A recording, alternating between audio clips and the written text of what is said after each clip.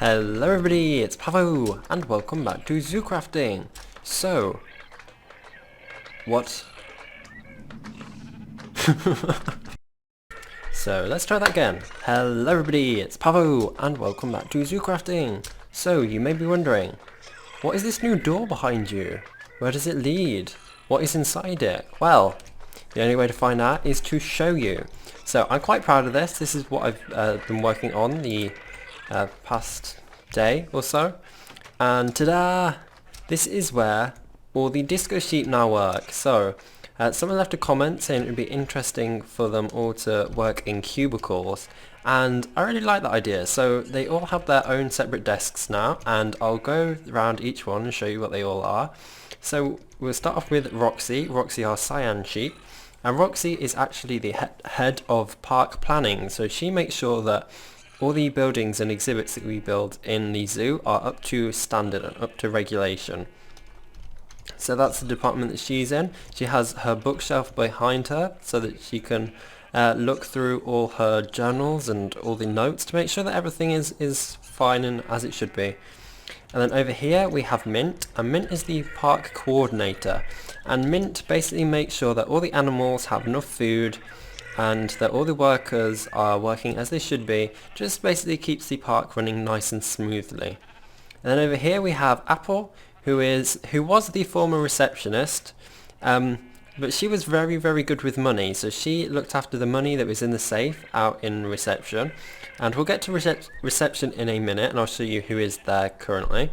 But Apple now has her safe over here, and it's full of all our coins. So yes, she is still looking after our money because she was very good at it.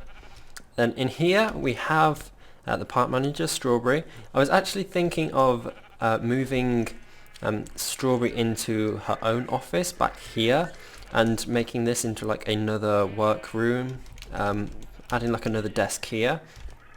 But I didn't do that in the end. But if we go through here, yeah, Strawberry's the park manager. She makes sure that all the other disco sheep are doing their jobs, and all the interns in the zoo as well.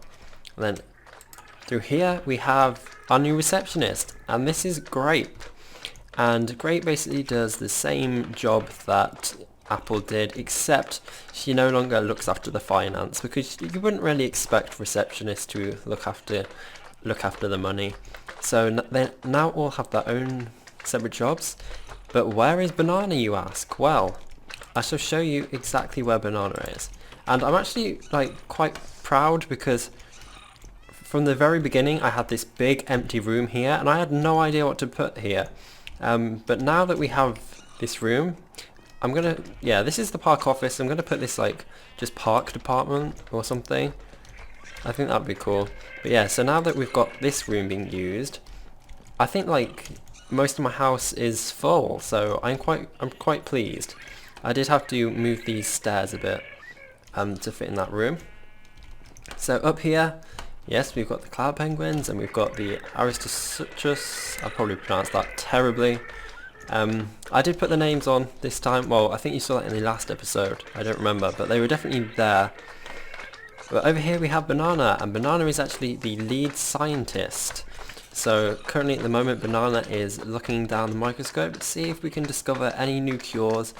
I was going to make Banana the vet, but I don't really think up here is the best place to build the vet or the health centre for the animals. I think that should really be more inside the zoo.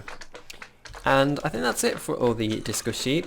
We do have to try find an orange sheep or just dye a regular sheep, and then I'm going to see if we can go around and take like a family photo and put one of those photos in the park office. I think that'd be really nice. But what we're going to do now is we're going to head on into the zoo, and I will show you some work that I've been doing. Yeah, we still have forks, and yeah, last episode we went to the nether and we made a brewing stand and we made some healing potions to try and heal forks up. But it didn't quite go to plan because the health potions were a bit too weak. So there's like a 6 carbon blocks here, and I was thinking of building like some sort of statue because I really want to make the zoo look very good for the little tour that we're going to be doing. Well, the little tour, it's going to be quite a long tour for the 100th episode, which will be with us either Friday or Saturday if everything goes to plan. So I want to make like a fancy new park entrance before that, so I have a spot there to place a statue down, though I'm not sure what the statue is going to be of yet. But if you've got any ideas, as always, please let me know. I've also added some of those DaVincing park benches around the park as well. I don't think we can currently see any. There's still that one up there, but I have added some more, some newer ones. I think we'll just head down here. I think, yeah, in front of the aquarium, and you can also see that I've made like some foliage grow up the side of the aquarium, and I think that looks really pretty. I really like it. I really like how it turned out. And you ready for the big surprise? This is another thing that I'm very, very proud of. Ta-da! We have a new dome, and this is actually the desert dome. And I actually did mean to bring some roadrunners and the vultures over here to the desert dome, and I actually have a time lapse of me building this. So I'm gonna just quickly show it to you, and I'll see you in a second. So yes.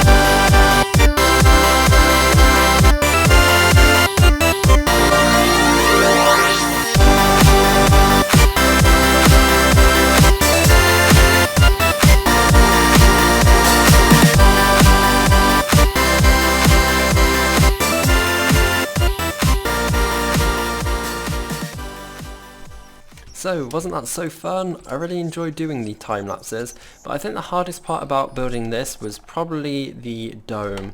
It is very tricky as you do the curves, and I had to keep comparing this dome with this dome to make sure that it was correct.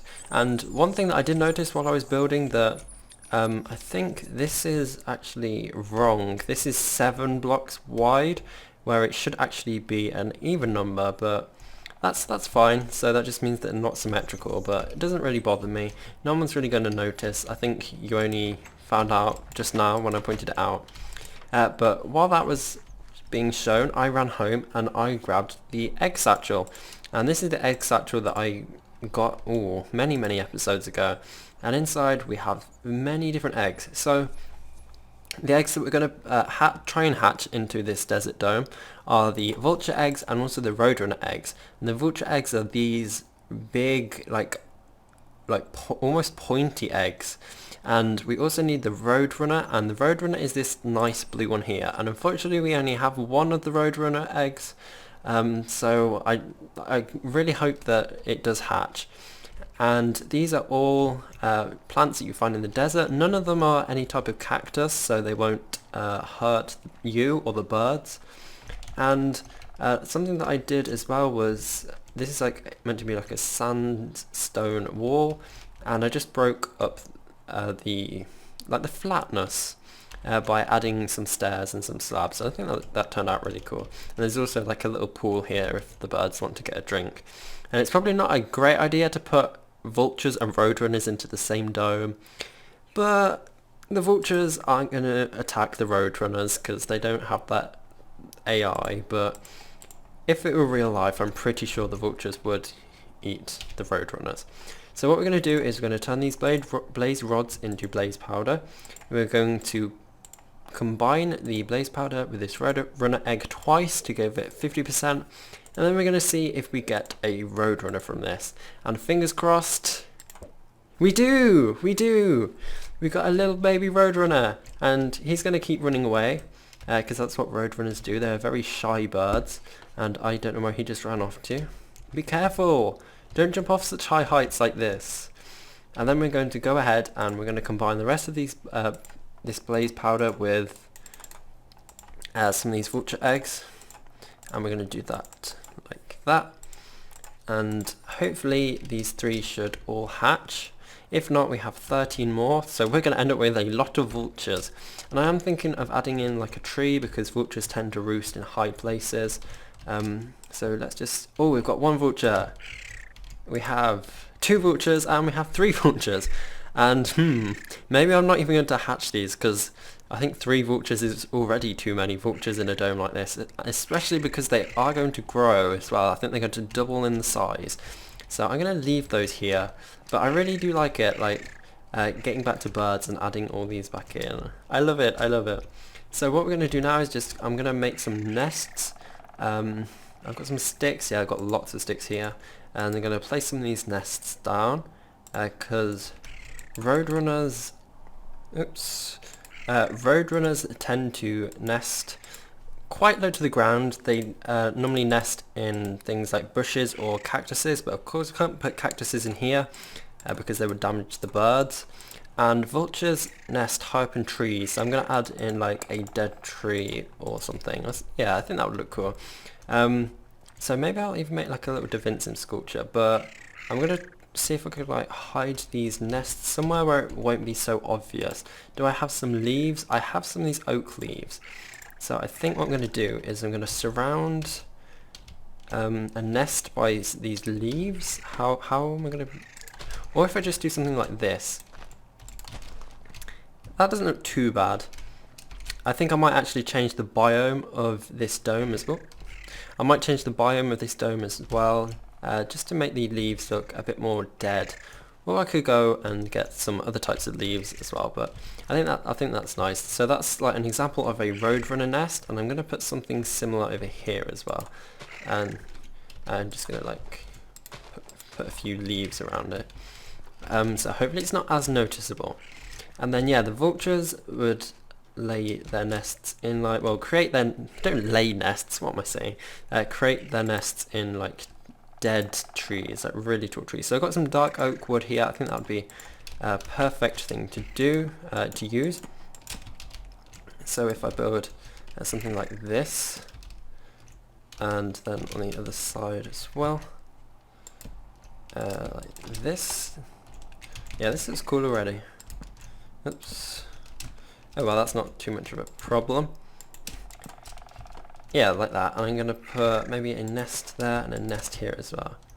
And that doesn't look too bad. I guess I could probably have used some sort of carpenter's blocks to do that, but it looks fine, it looks fine. And these vultures should actually fly, though I don't think the babies do it as much as the adults do. And I haven't actually seen any of the vultures on the server do it. but they should fly. Okay, and I think that's it in here. I just hope that our Roadrunner, wherever it's run off to, I hope it hasn't... You can't run that way, there is a block in the way, silly Roadrunner. Roadrunners can actually run incredibly fast. If I remember correctly, it's 30 kilometers per hour, and they do prefer sprinting to flying, though they will fly to escape some predators. And they do eat things like snakes and lizards, so they are carnivorous. And yes, so we have another dome finished, and I really do like it. I think it probably needs some more of those trees. So I guess I'm going to put another one here, just so that tree doesn't look quite as odd. Maybe not as like fancy as that tree. I guess just something like this would do. It's okay, it's okay. But yeah, I like how this dome turned out, and I think in the next episode I might be working on the flamingo exhibit, but I'm just so glad that I got this area sorted out. And I like it, and I hope you do too. Oh, there actually is one more thing that I just quickly want to show you before we go. And if you remember, when we came in here the other day, Simon had mutated and had 3 sets of arms, and Simon is now fixed. Yeah, we did have a bit of an issue where Simon decided to grow 3 extra sets of limbs, but I gave him some medicine and he's all good now, he's all good. He's back to full health, and he should be able to trade us our eggs and the seeds and everything. Actually, are there any magpies that have anything that I can trade things with? That one's got a stick, I don't need a stick, and that one's got a bit of flint. Maybe... What was that woodpecker even attached to? I have no idea. Do you have anything? Oh, you've got a stick as well. They don't seem to have anything interesting today. But maybe on our zoo tour they'll have something better. So yes, I'm going to end the episode here. Thank you all for watching. As always, the code is on screen. Hope you enjoyed the little time-lapsey thing. I really want to do some more of those. I will eventually get around to doing the time-lapse for the Coastal Cafe. I don't know whether it will be before the zoo tour. I've got a lot done this week, which I'm quite surprised by. Like, more done than I think I've ever done before. Like, it's been so quick. So I don't know whether I'll get the cafe done. Yeah, as I said earlier, I also want to do a new zoo sign. I'll see how it goes though. I'll see. Everything is almost like a spur of the moment thing. I'm like, I want to get this done, and then I do it, and then it's finished. I'm like, yes, that turned out well. So, sorry, I was rambling there. But thank you all for watching. I hope you're all having a wonderful, wonderful, wonderful day, and I'll see you all in the next episode. Goodbye. Bye.